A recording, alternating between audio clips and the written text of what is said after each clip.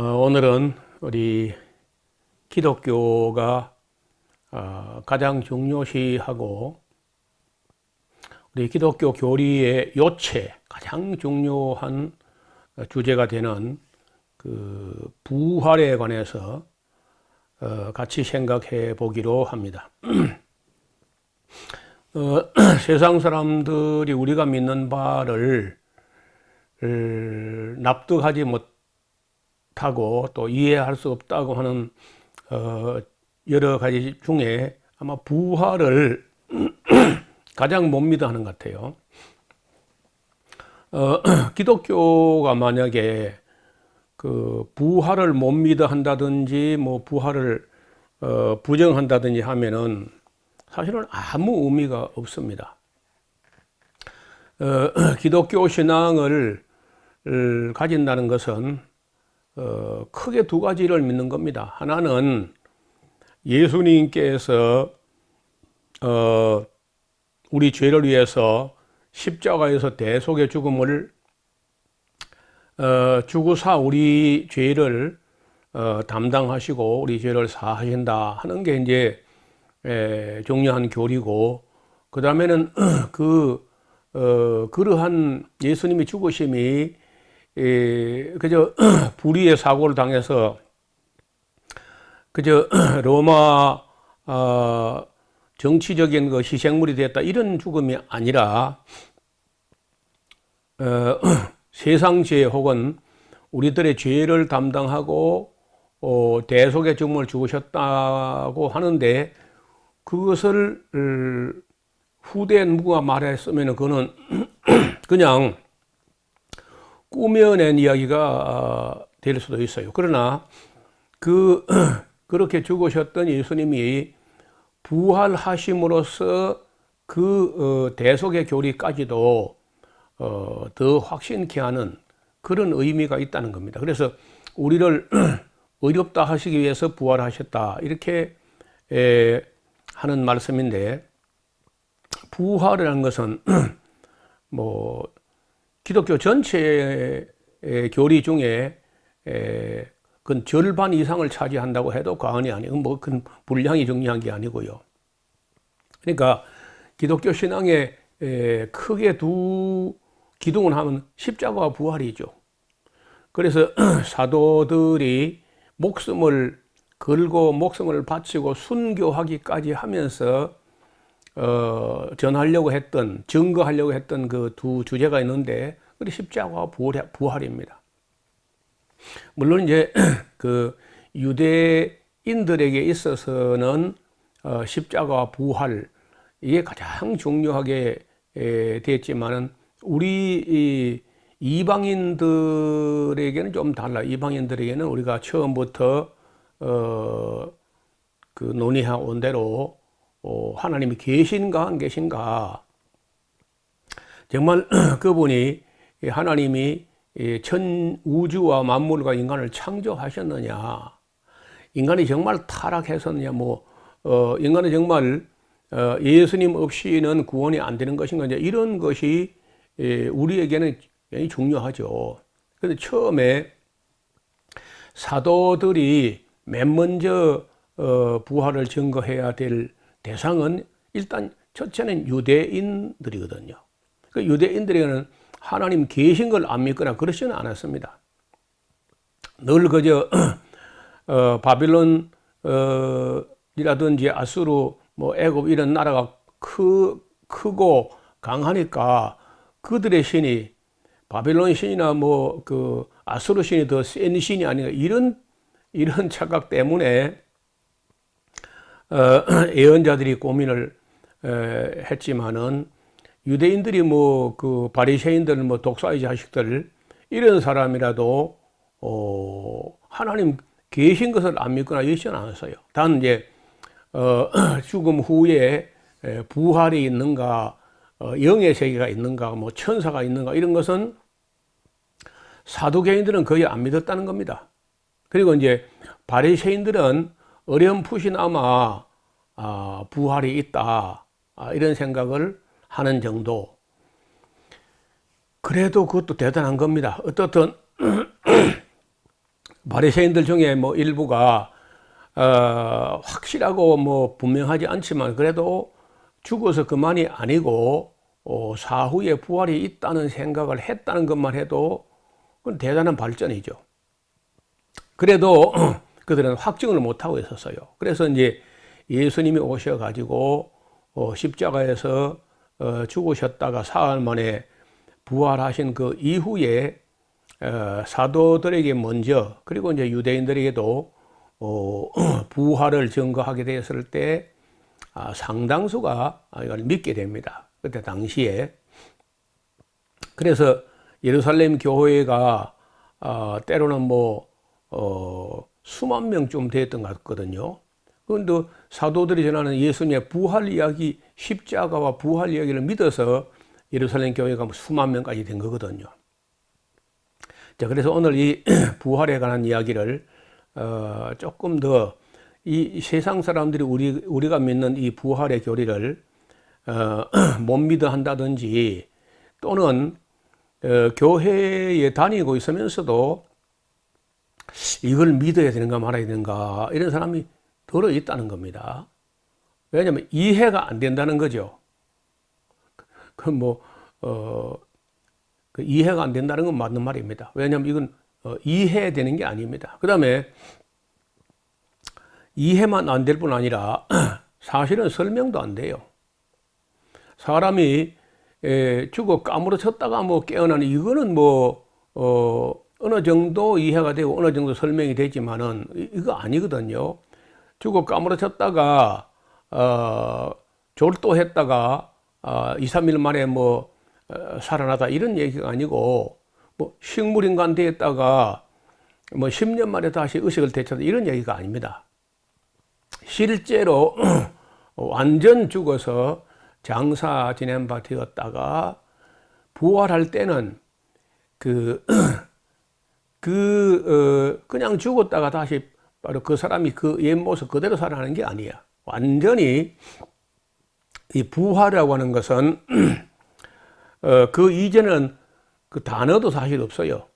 이 아나스타시스라고 하는 말로 했지만은 그것도 적절한 말도 아닙니다.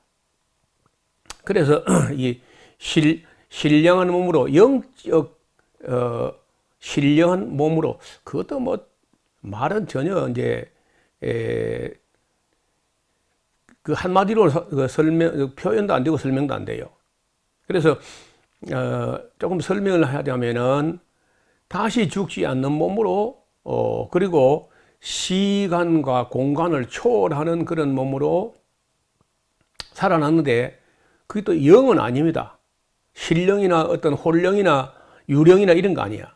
부활체는 분명히 살도 있고 뼈도 있고 이렇게 만져지기도 하는데 문이 닫혔는데도 들어올 수 있고 문이 안 열려도 문 열지 않고도 나가서 사라져 버릴 수도 있고 이런 몸이기 때문에 이 부활이라고 하는 것은 전혀 까무러쳤다가 의식이 돌아왔다 이런 얘기가 아니라는 거예요.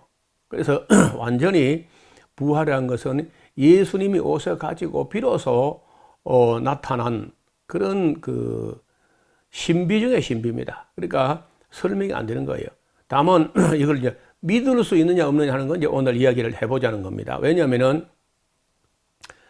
그 목격자가 있고 또 한둘이 있는 게 아니고 한 번만 본 게 아니야. 여러 차례 여러 사람이 한 40일간에 걸쳐서 9차례 10차례 충분할 만큼 보고 만져보고 뭐 확인하고 검증하고 했다는 거예요. 자, 우리가 이제 그 부활이 쉽게 믿어지는 건 아니라 할지라도 사람이 죽었다가 죽으면 그만인가? 아니면 죽었다가 다시 영원한 생명으로 사는 뭐 영생의 어떤 길이 있는가? 이런 것은 우리가 좀 알고 싶어 하잖아요. 그래서 이제 사람이 죽었다가 후에 부활이 있을 것으로 믿는 것은 기독교인의 신앙의 요체에 해당한다. 가장 중요한 교리죠.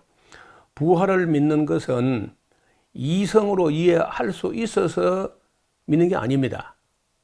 따라서 또 설명할 수 있어서 지금 제가 설명하려고 하는 게 아니에요. 그럼에도 불구하고 우리가 기독교인들이 부활을 믿는 거거든요. 부활을 믿지 않는 사람은 그건 기독교인이 아닙니다. 기독교인들이 믿는 교리 중에 가장 중요한 이 부활에 관한 교리를 그 목격자 된 증인들의 그 증언을 통해서 먼저 살펴볼 텐데, 그러기 전에 우리가 이 부활을 믿기 전에 이미 우리가 처음 이야기한 데서부터 어디까지 믿어졌는지를 한번 돌아보자고요. 왜냐하면 우리가 설명할 수 있거나 이해할 수 없는 문제도 믿는 거는 믿어지는 거예요. 그러니까 이해한다는 거하고 믿는 거하고 달라요. 믿는 거는 이해 못해도 또 알 수 없어도 믿고 또 믿을 수 있습니다. 그것은 이제 확률이라든지 가능성이라든지 이런 것을 유추해서 믿게 되는데, 여러분 예를 들어 우리가 뭐 대한항공이나 아니면 뭐 아시아나 항공이나 무슨 그런 항공기를 타고 태평양을 건너가는데 그거 우리가 다 이해합니까? 그 비행기 내부 뭐 구조 설계 우리가 다 이해 못해요. 대충 뭐 다른 사람이 타니까 여러 사람이 타고 사고가 안 났고, 자동차 사고보다 빈도가 더 낮고 뭐 여러 가지 이제 경험상 이렇게 믿고 타는 거죠. 목숨을 걸고. 그래서 우리가 다 이해가 안 되고 설명이 안 돼도 때로는 믿는 거는 가능하다는 거예요. 자, 그러면은 우리가 하나님이 계시다 하는 거 우리가 믿죠. 하나님이 계시다 하는 거, 하나님이 계실 거다, 계실 것 같다, 계시는 게 믿어진다, 우리가 이야기해 봤잖아요. 또 하나님이 전능하신 것을 내가 다 시험해 본 거 아니고 그의 작품과 그리고 그 하나님이 하신 일을 놓고 볼 때 전능한 게 분명하다. 하나님이 창조하신 거 우리가 안 봤어요. 안 봤지만은 믿을 수 있습니다. 그리고 흙으로 인간을 창조하셨다는데 그것도 믿잖아요, 우리가요. 지금도 우리 몸이 사실은 그 흙으로 지어지고 있어요. 오늘 먹은 건 여러분 뭐 다 흙에서 나온 거 가지고 먹었잖아요. 흙에서 나온 요소 중에 우리 몸의 일부가 흡수되고 일부는 이제 또 배설되고, 그런데 역시 지금도 여전히 우리 몸은 좀 더디 만들어져서 그렇지 결국은 다 흙에서 나온 것으로 그런 물질적 요소로 만들어지는 건 사실입니다. 그 다음에 로고스였던 예수님이 육체가 되어 오신 이 성육신 사실 우리가 설명 안 되고 이해 안 되지만 믿습니다. 그리고 예수님께서 십자가에서 우리 죄를 짊어지고 대신 심판과 저주를 받으신 거 우리가 믿습니다. 또 예수님이 부활하신 거 우리가 이거 오늘 이야기 주제지만은 우리가 확인 못하고 지금 뭐 가서 현장 가서 또 설명이나 이해가 되는 거 아니야. 그렇지만 우리가 이걸 믿습니다. 그 다음에 예수님 승천하신 거 너무 많은 사람 함께 봤어. 한 500여 명 함께 봤다니까. 그러니까 우리가 믿고 있는 거죠. 그 다음에 예수님께서 약속하신 말씀들이 죄송합니다. 신약 성경에 많이 있는데 우리가 아직 그 약속이 안 이루어진 것도 많이 있거든요. 이루어진 것도 있고 안 이루어진 것도 있는데 예수님께서 너무 진실하시고 이 복음서를 보면 예수님 너무 진실하시고 성실하시고 그리고 또 능력이 있어. 이래서 우리가 예수님이 약속한 거 믿고 있습니다. 그 예수님 약속은 대개 신약이죠. 신약, 새로운 약속. 그 다음에 예수님께서 세상 끝날에 재림하실 거 우리가 그 이해 안 되고 설명 안 돼요. 그렇지만 믿습니다. 위로부터 오실 건데, 아니, 우리가 예수님 성천을 믿잖아요. 감람산에서 500여 성도가 보는 앞에서 올라간 걸 믿는다고 우리가요. 아니, 올라도 가는데 뭐 내려오는 거는 더 쉽잖아요. 그 다음에 예수님께서 죽었던 나사로를 살리신 사건도 있습니다. 그러니까 그 죽은 나사로 살린 거는 그 부활은 아닙니다. 재활, 재생 뭐 이런 건데, 그냥 나사로는 죽기 전에 가졌던 그 몸으로 다시 살아난 것이지 부활한 건 아니에요. 그래서 우리가 그것도 믿습니다. 그리고 이제 우리가 부활할 것도 믿고 있는 것이고, 그 이후에 영원한 생명, 영생과 복락의 낙원도 믿고 있는 것이고, 사도들이 이 십자가와 부활을 증거하다가 순교까지 한 거 우리가 알고 믿고 있지 않습니까? 자, 한두 사람도 아니고 그 12사도와 그 이상의 수많은 증인들이 이 십자가와 부활을 증거하다가 목이 달아나고 화형을 당하고, 아니 죽으면서까지 죽기까지 이 증언을 하는데 그거 우리가 믿어야 안 되겠어요? 물론 안 믿을 수도 있습니다. 그 믿는 건 자유니까. 그런데 우리가 하나님께서 믿지 못하게 해놓고 믿으라 하는 건 아니에요. 충분히 믿을 수 있을 만큼 해놨어. 신약 성경을 성실하게 읽어보면요, 이거 아무도 부인할 수 없어요. 그래서 안 믿으면 하나님께서 정말 화를 내시는 거예요. 만약에 믿을 수도 없게 해놓고 믿으라 하면은 무리한 요구가 되는데, 신약 성경을 성실히 읽어봤다면요, 충분히 믿을 수 있을 만큼 해서 알 수도 없고 이해도 안 되고 설명은 안 돼요. 그러나 믿을 수는 있다는 겁니다. 뭐 쉽게 해볼까요? 오늘 우리가 먹은 밥이 어떻게 이렇게 머리카락이 되며, 어떻게 눈썹이 되며, 어떻게 딱딱한 말랑한 걸 먹었는데 어떻게 이 딱딱한 이 치아, 어떻게 이빨이 되며, 어떻게 손톱이 되고, 어떻게 피부가 되고, 어떻게 새빨간 피가 되는지 그 이해됩니까? 설명할 수 있습니까? 그럼 우리가 믿는다고요. 그거 믿기 때문에 우리 밥을 먹잖아요. 아니, 동정녀 탄생만 신비가 아니라 결혼해가지고 남자와 여자 사이에서 어린아이가 만들어지는 거, 그게 그래 쉬운 얘기인가요? 그거 뭐 쉽게 이해가 되고 설명이 되나요? 그래서 유전자가 어떻게 해가지고 우리 어머니 자궁 안에서 그 깜깜한 데서 아무도 손도 안 대고 누가 도와주는 사람도 없는데 그다 조립한다는 거예요. 세포를 만들어가지고 1초에 그렇게 복잡해 보이는 세포를 초당 10만 개를 만들어가지고 다 제곳에 조립을 하는데, 거기 뭐 볼트 너트가 있는 것도 아니야. 본드 갖다 붙이는 것도 아니라고. 그거 어떻게 설명해요? 설명도 안 되고 이해가 안 됩니다. 그러나 우리가 믿을 수 있다는 겁니다. 그래서 이 믿을 수 있는 걸 믿지 않는 거는 그건 불신앙이지, 그 자체가 정당이 안 돼요. 충분히 그래 믿을 수 있게 해놨어. 신약 성경을 읽어보면은 알 수도 없고 설명도 안 되고 이해도 안 돼도 믿을 수는 있게 해놨다고. 그래서 우리가 믿는 문제를 이야기하게 됩니다.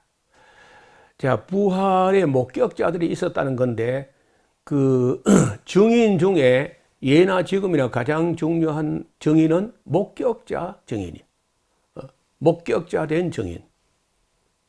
그래서 예수님께서 가만히 몰래 뭘 해놓고 믿으라 한 게 아니고, 일부러 12제자를 선택하신 후에 통학한 게 아닙니다.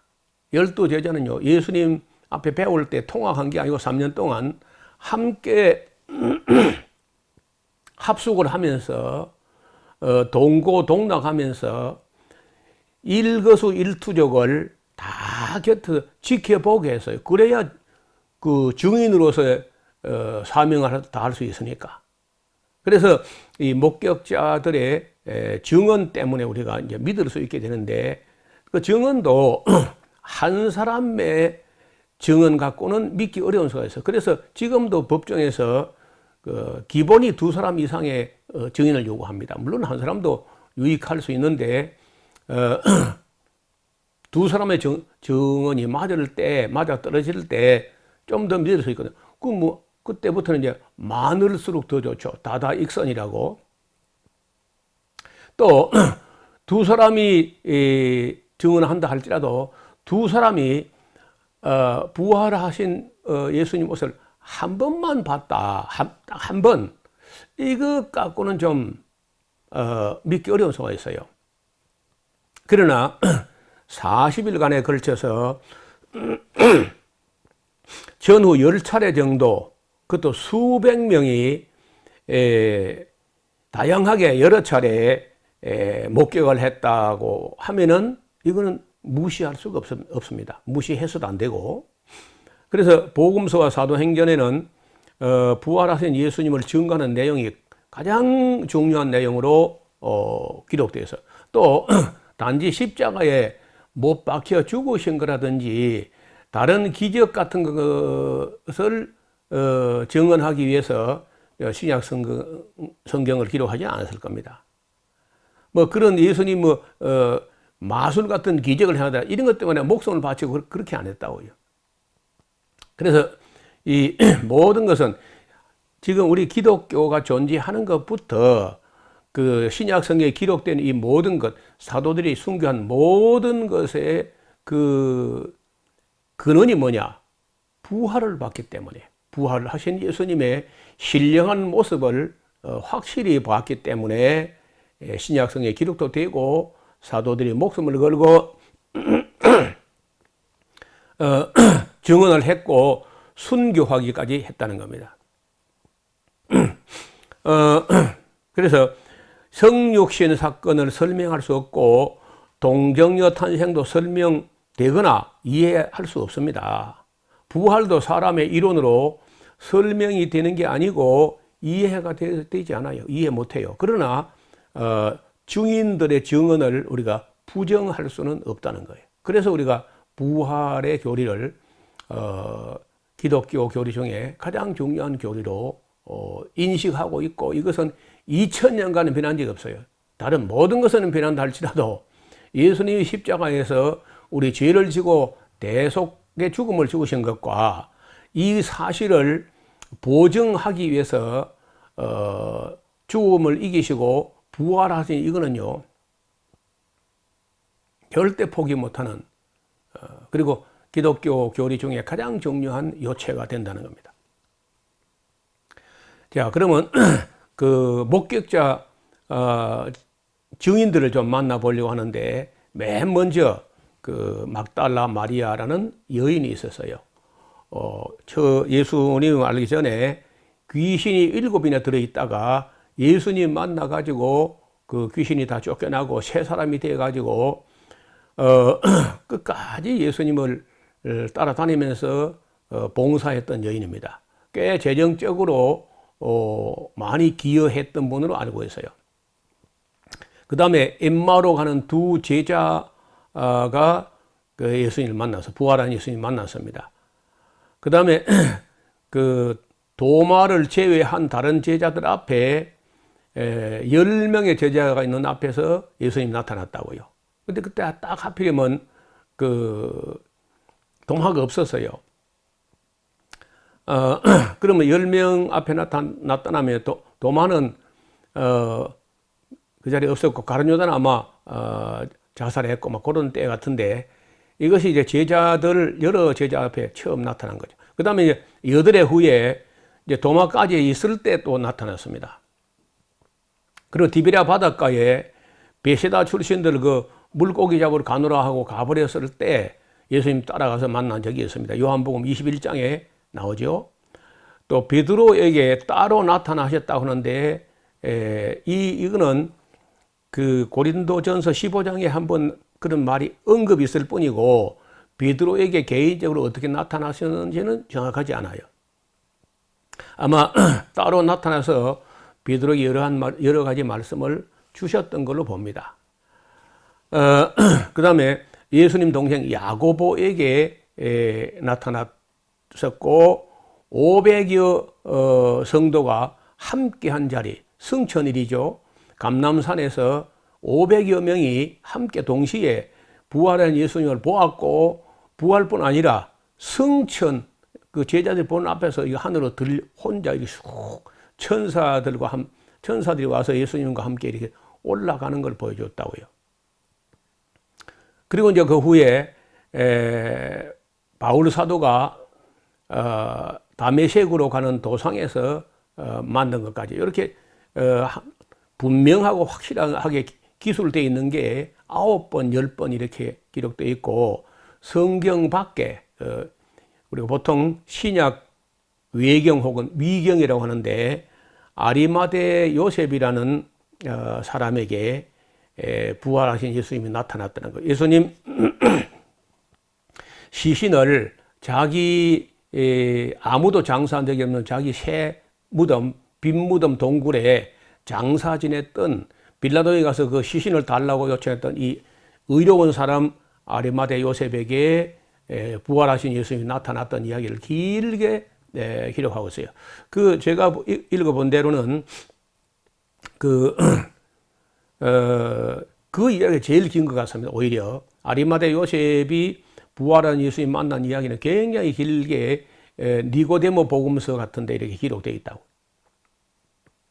그래서 이렇게 여러 차례 증언들이 있었는데 이것은 이제 신약 성경을 잘 읽어보면은 문득문득 이런 기록들이 나타납니다. 이걸 한 군데 모아놓은 게 아니고 여러 곳에 이런 기록들이 산재해 있습니다.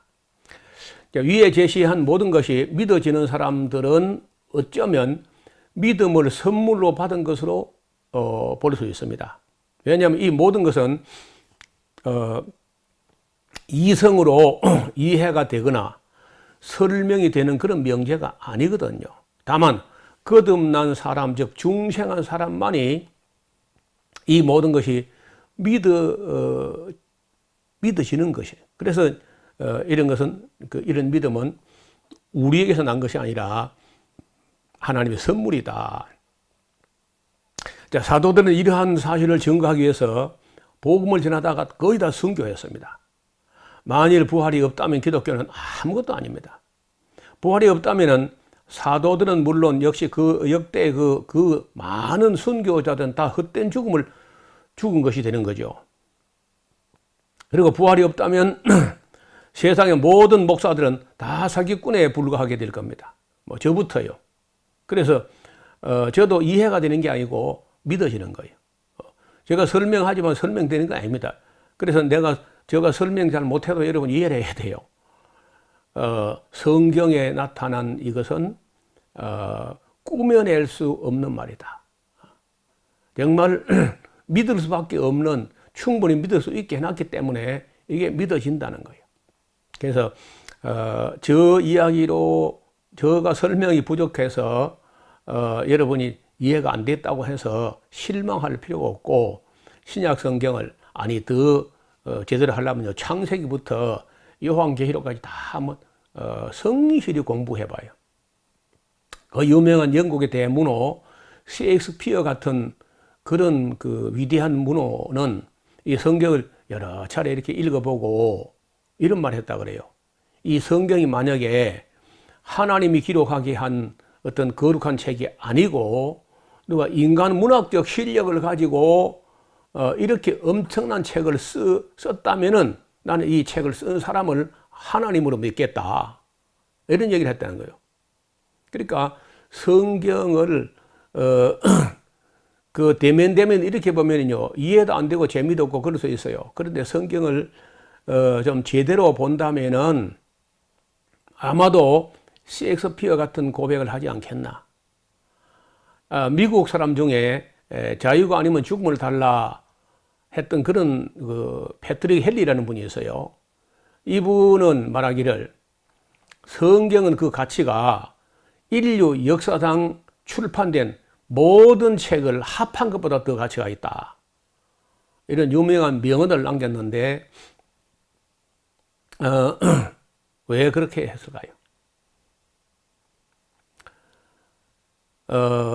만약에 정말 성경이 그런 책이라면은 여러분 좀 공부해 보고 싶은 마음이 없나요?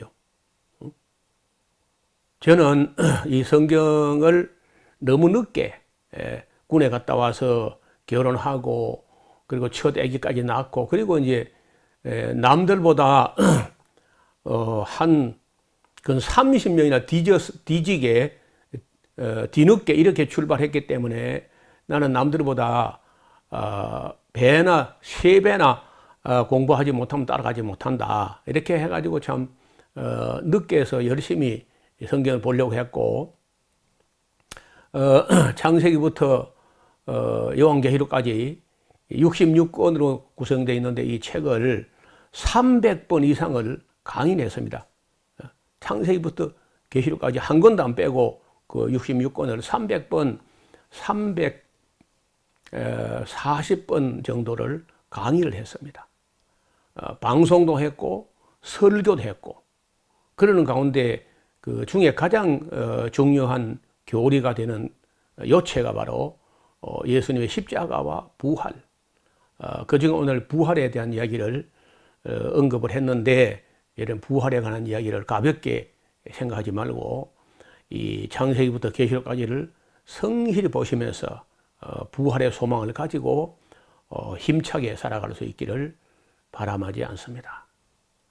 이해가 됐는지 모르지만은 이해가 잘 안 되겠죠. 그래도 믿음을 가지고 성실히 공부해 보시기를 바랍니다. 감사합니다.